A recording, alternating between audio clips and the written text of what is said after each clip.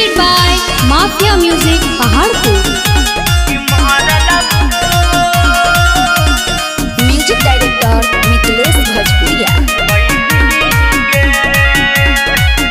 तोरा याद में अखिया रोता हो जब शादी तोरा होता हो, तोरा सिवाय गोरी ना कई कोई और की मर्जी बा कि छोड़ के जाइमी गे कि मारल मुँह कि हमर पैनी गे कि मर्जी बा कि छोड़ के जाइमी गे कि मारल मुँह कि हमर पैनी गे।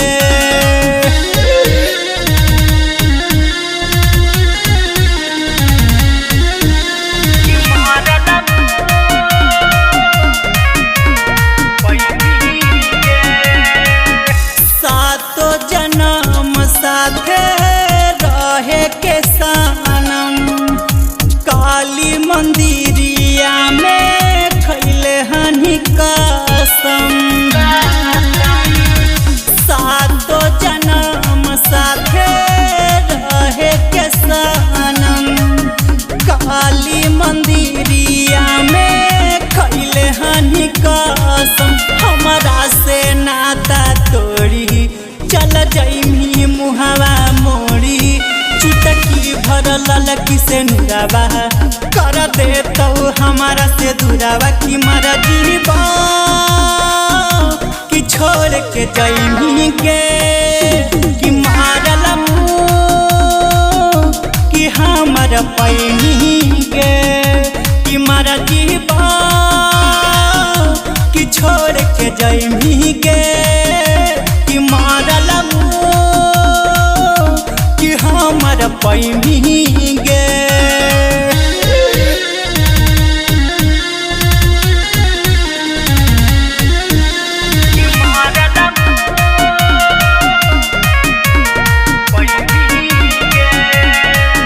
आधी आधी रतिया के करतै बात गे, छोड़िए के जाइमी जाबा पियाबा के साथ गे।